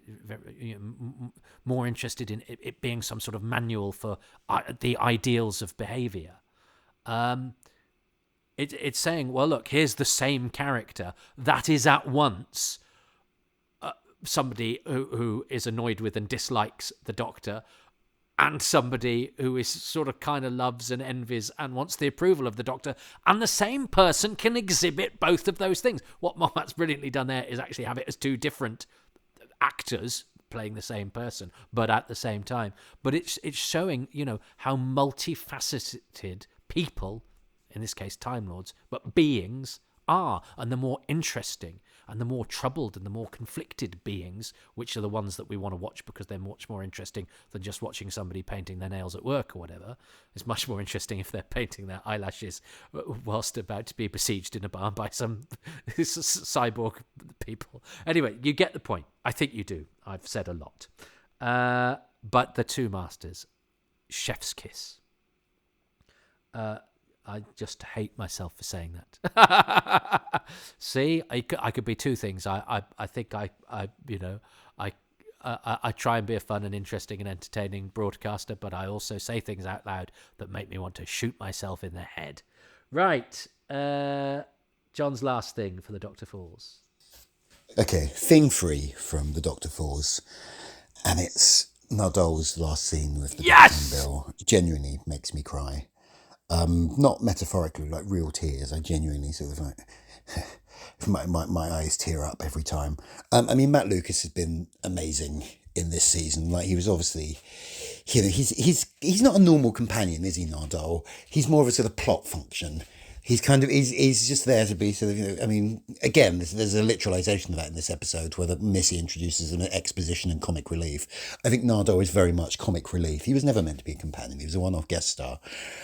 But Lucas kind of really, the writer kind of embraces that by giving him a sort of different function within the stories. But then Lucas reminds us that he can act, he can do drama.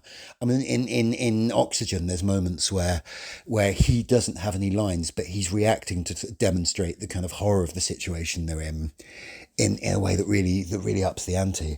And here he's just amazing. Like, for most of the episode, he's just being that sort of plot function again. He's like, Nardole, have you been useful? He's found a ship to get them away. He calmly turns a village into an army. At one point, he says, I was just sort of found, which is, again, this literalization of where the character came from, out with the fiction. But all this somehow just makes that final scene all the more heartbreaking when the Doctor sends him away, and that his first thought is that he needs to take care of Bill, and then he realises she's not coming either. And just Matt Lucas's delivery of the line, "You're wrong, I never will be able to find the words," which, I'm not an actor, I can't deliver that line, but it's amazing. It's the amount of emotion that they managed to get out of the silly series about time travel. And then later on, we see him just waiting for a lift that he knows is never going to come. And it makes me weep like a baby, and I'm not ashamed to say that. I'm a bit ashamed to say that, but I'm assuming that if you're listening to this podcast, it's probably had a similar effect on you.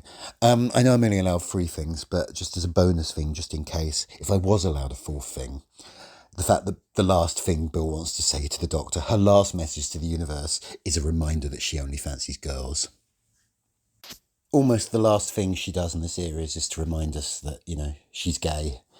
And also to remind the Doctor, come on, mate, not everyone fancies you. Get over it. Which I think as the 14th Doctor arrives, played by David Tennant and written by Russell T Davies again, it's probably quite a useful message to remember, isn't it? Very good, John. I think Matt Lucas is superb.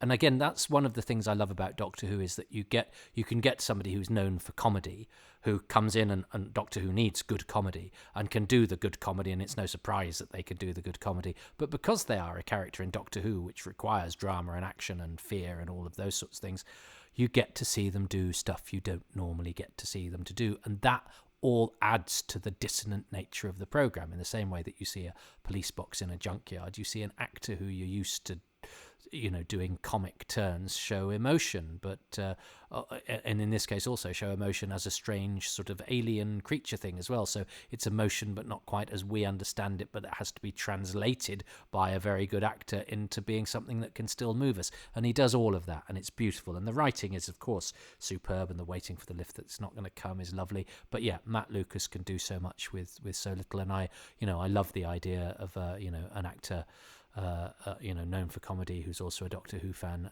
having a key role in Doctor Who. Anyway, but he's absolutely superb, and I think that's beautiful, and he does it really well.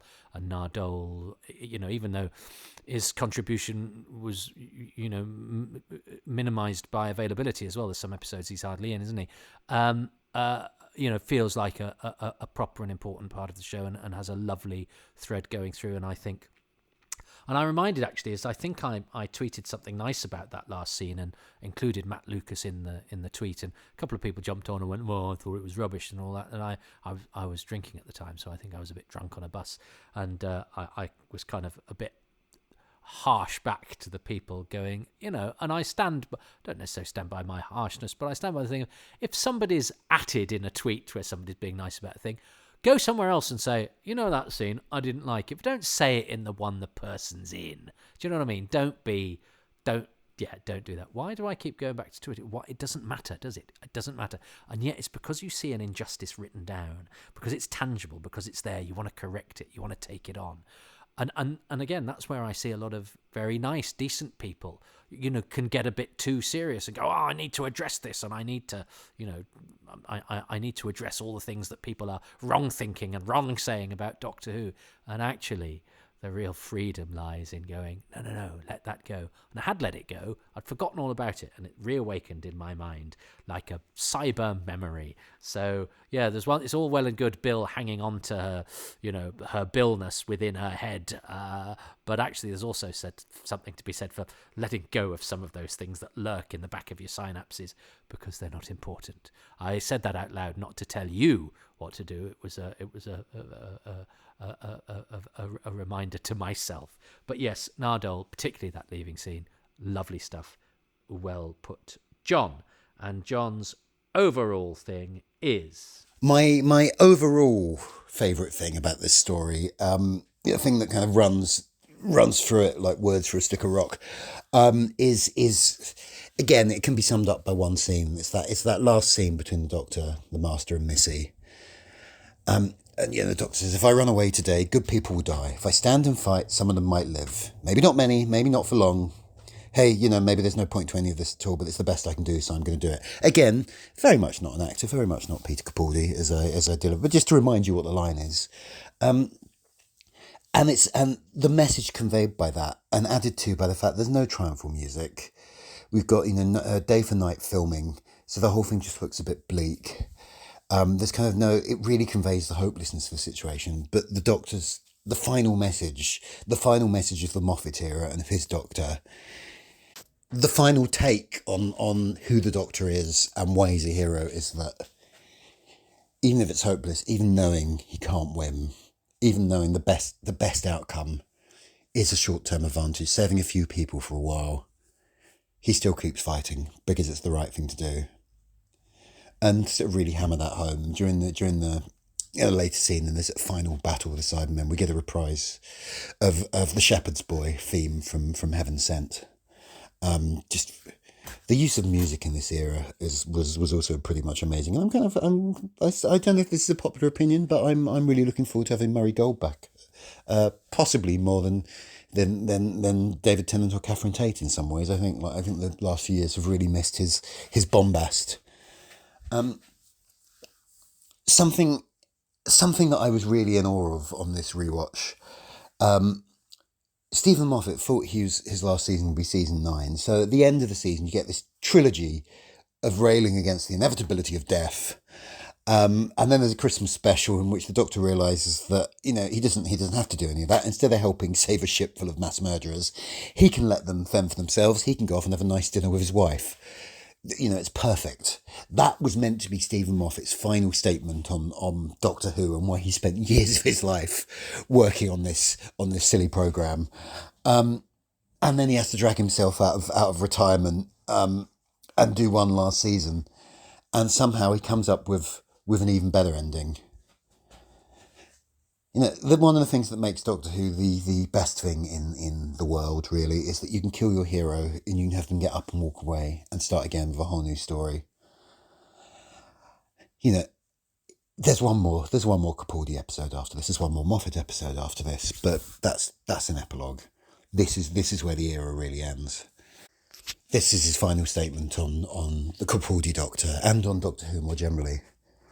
And this guy had been running the show by this point for, I mean, depending on how you count, he's done 6 seasons over about 8 years. He's done more Doctor Who than probably anyone else ever has, or quite possibly ever will.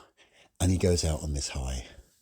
And it's not the most popular of positions these days to talk about how great Stephen Moffat was, but bloody hell, he was amazing, wasn't he? Still, times change, and maybe in a few years when Russell is looking to stand down again, maybe, you never know. Can we live in that kind of world now? No, probably not, but I can dream. Well, rather amusingly, John, since you recorded that, I mean, he's not back as showrunner, but Stephen Moffat is writing for Doctor Who again. I now regret that I didn't choose that Doctor speech, because it is a kind of mission statement for the show, and John enunciated brilliantly why it works. Day for night filming, no music. I think I was so because it's a scene with the two masters. I kind of consolidated all their stuff together as one blob in my voting. But that moment deserves to be taken away from that blob and exist on its own, and I think is a much better choice than my non-regeneration choice. Because it is Stephen Moffat, a terrifically talented showrunner, somebody who understands Doctor Who very well, who did some things with it. As I say, I make no apologies for saying that the more sort of complex, non-linear stuff is not hugely to my taste. I admire the cleverness of it, and I think it takes a particular kind of brain to conceive that stuff, and a better brain than mine. And it's a perfectly legitimate thing to do with the show, but I don't warm to it as much as I do more straightforward stuff. But I think the fact that those of us who don't like that aspect, it would be a mistake of ours to think that is all that Moffat is about. And what he's also about is fantastic dialogue, brilliant scares. He's so good at scares and drama and OMG moments, but beautiful at character as well, and sadness, and as I say, taking things that we thought we knew about the show and looking at them from a slightly different angle, suddenly doing a snappy about turn and making us really jolt out of our assumptions and our comfort. He speaks Doctor Who fluently, and then uses words we didn't know we knew, and I think it's true. But I do think John alludes to something very important there as well, was that this final year, which I think was a return to form, or an improvement in form, because I think there are some misjudgments in the Capaldi era. I think having him start off so harsh, I think history tells us was perhaps not the best idea. And I love Capaldi as an actor, but I think the final Capaldi year is my favourite one, which we wouldn't have had if time had gone by in the way that it should have done. And I think to come back and end the way. And end the show for a second time, but in a way that actually works for me better than his first go, it shows a real triumph, because to actually get back up and do something once you think of it, it's like if you've been running and you stop, to then start again is hard. To carry on is even harder, but to do it better than you'd been doing before you stopped, that takes real skill and drive and hard work. And I think those 2 episodes are as good as anything Moffat did, and I think the 11th Hour is one of the and Blink and all his stuff with that he wrote when Russell T Davies was showrunner are amongst the very best Doctor Who ever. So yes, I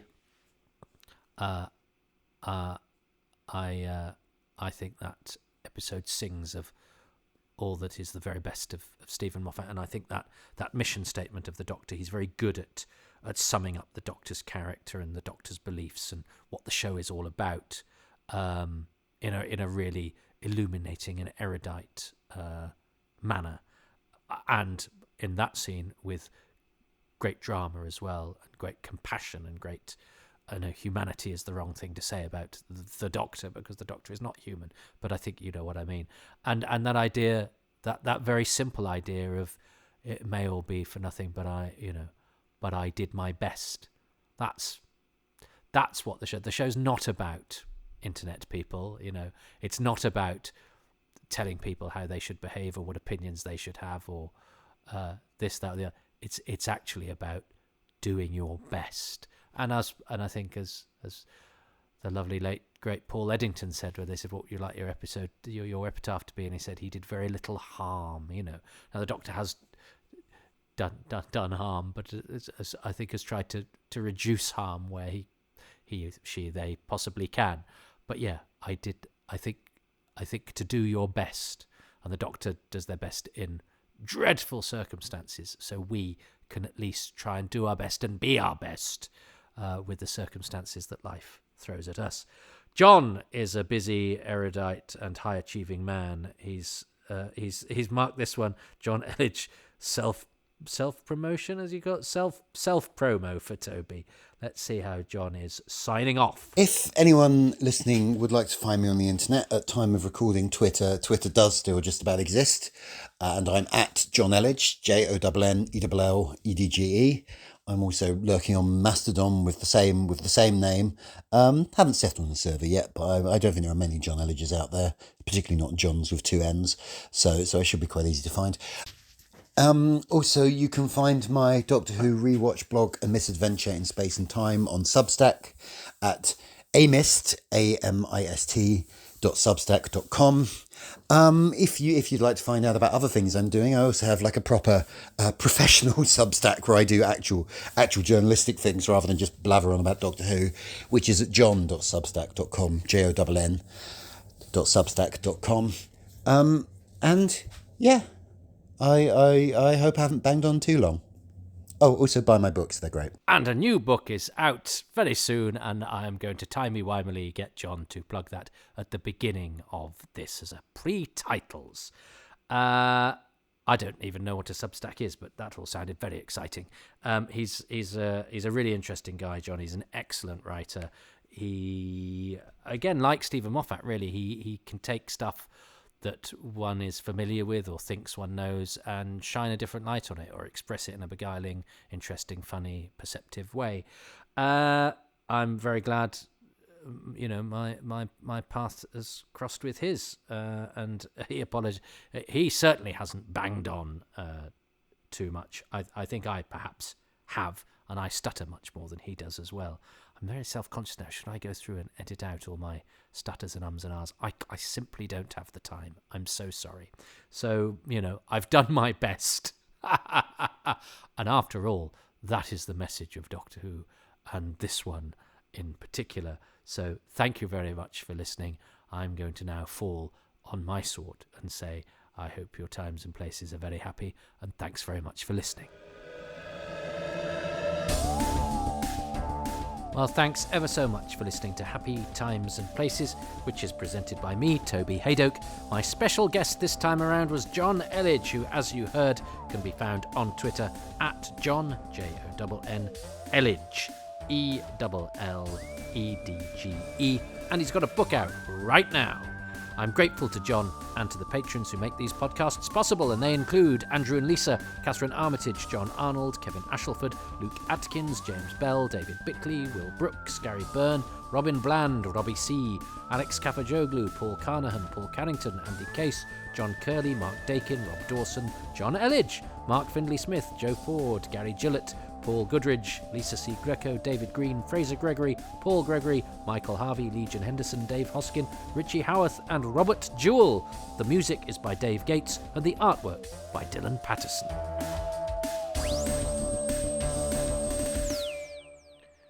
Would you like your name read out on the credits? Well, that is one of the rewards for being a patron of these podcasts. You can do that if you go to patreon.com/Toby Haydock, where for as little as £3 a month, you get advance releases, bonus material, your own exclusive podcast called Far Too Much Information, plus exclusive monthly AMAs, which do go on a bit, but they can go on a bit about whatever you'd like them to go on a bit about, and various other goodies as well, a few behind-the-scenes bits and bobs from the work I do on the Blu-rays and the DVDs, etc., and also some of my stand-up. It's mostly Doctor Who stuff, but occasionally I show you some of the stuff I do in real life. And as I say, £3 a month gets you everything. I mean, there are rewards as you go up the tiers, but it's things like badges and extra mentions on the credits and things like that. There's nothing in terms of content that you don't get at the lowest tier, which is £3 a month, and all tiers are eligible for a 10% discount if you sign up for a year in one go. Now, if you don't fancy the monthly or indeed the yearly commitment, you can go and make a one-off contribution at ko-fi.com/Toby Haydock. There are no bonuses or anything there, just the satisfaction of supporting a starving freelancer. But look, I just appreciate you listening, and I know times are tough and they're getting worse, and the world out there is a horrible battleground.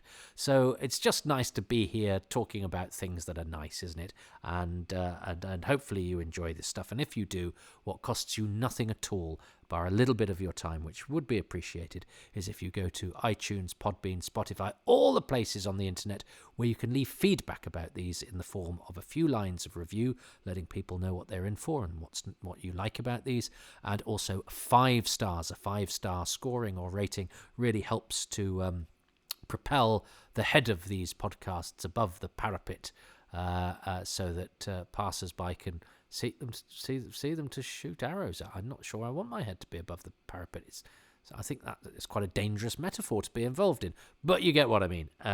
There's a lot of Doctor Who content out there, a lot of very good Doctor Who content out there, so anything that points to any reasons people should listen to these is really helpful and makes the work worth the endeavour. So yeah, please, if you could point those out. I haven't had many reviews on iTunes lately, so if you could add to any positive noises, it just helps to give us a bit of a kickstart.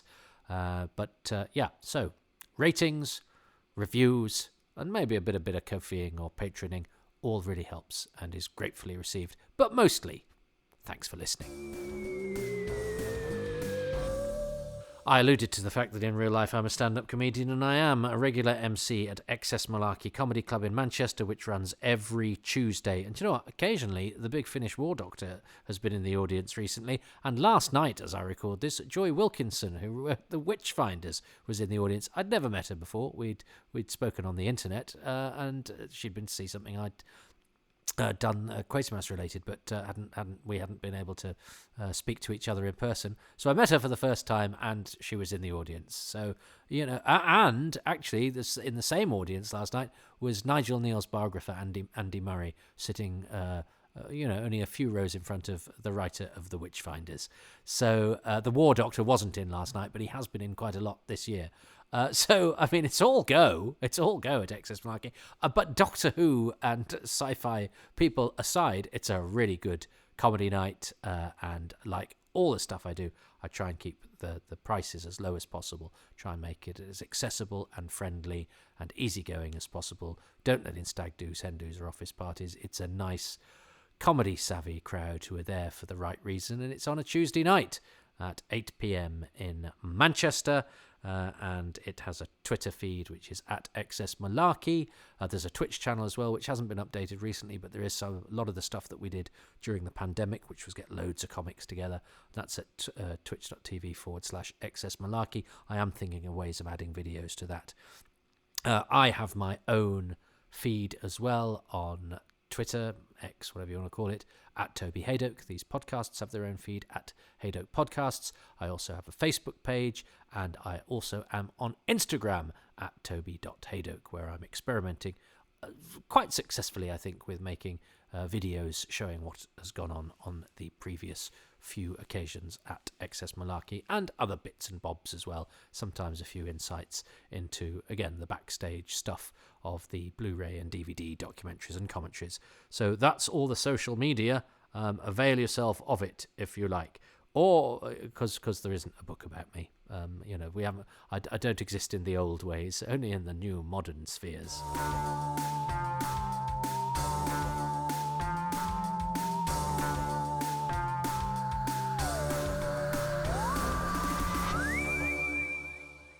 I'm not going to say much for the post credits bit because this has been really long, and I'd intended to go to bed hours ago. However, I didn't make much of a thing of the fact that I was close then. I know it's averaged out over both episodes when it's a two-parter of Modern Who, but I should have got more excited. I should have upped the drama. I should have done what that episode did very well, which is have a sense of occasion and building to a climax, because at one point there, Jonn and I, of the three things that he chose for that episode, we chose the two masters and we chose Nardole's leaving scene. So I was actually 2-1 up at one point, and then he chose his overall thing and didn't choose Rachel Talalay. But nonetheless, so actually even so, and as I say, averaged over the two parts, I didn't get anywhere near. But for that instalment, and it's such a rare occurrence, actually, in this post-credits sequence, you can tell it's a post-credit sequence because I said the word "post" credits, and I'm not going to correct it because it's too far gone. And, frankly, as Tobias Vaughan says, anyone who's in those sewers deserves to die. Anyone who's listening to a post-credit sequence deserves the odd mispronounced word. I am going to claim that that's a tie because... and actually it's only a tie because his overall thing didn't match mine. But of the episode itself, of the three things we chose, two of them were in common. So that could even almost be a win. So historians, archivists from the future who are chronicling every last moment of Toby Hadoke's time travels, don't worry, people without a sense of humour. I know there will be no such thing. I'm being I'm exaggerating to comic effect. Well, if you're going to do that, it has to be funny. Yes, all right. But I think it could be said that I mean, I could have won that episode if we don't take the bonus. If we ignore the bonus thing, because I'm not sure there's supposed to be a bonus thing anyway. I think it's just supposed to be for a two-parter, isn't it? It's just supposed to be a 3 and a 3. I've even forgotten the rules now. In which case, I can definitely chalk it up as some sort of win, even in a subsection of the rules. Look, I'd just like to point out that of the three things for that episode, I chose two of the same things as Jonn. That is quite rare, and that's made me very happy, and I wish I'd made more of it in the episode itself. But I was actually trying to wrap that episode up quickly because as I was just uploading John's bits up onto my computer, I got a message from the comedian Jason Manford, and I wanted to reply to it because I hadn't heard from him for ages. So there we go. There's a big clang. Never mind the Cybermen noises. There's a big clang of a dropped name. And that's why you hang around till the very end. But that's also why I think I had my eye on getting to the end of the episode and wrapping it up, because I wanted to reply to Jason. Because not just because he's famous, but because he was offering to do something very helpful for me, but it meant that I actually was slightly skewed from the fact that the whole point of this podcast is for me to guess the same things as my guest, and I did that quite a lot on this occasion, and I didn't even bloody notice. Oh well, I did my best.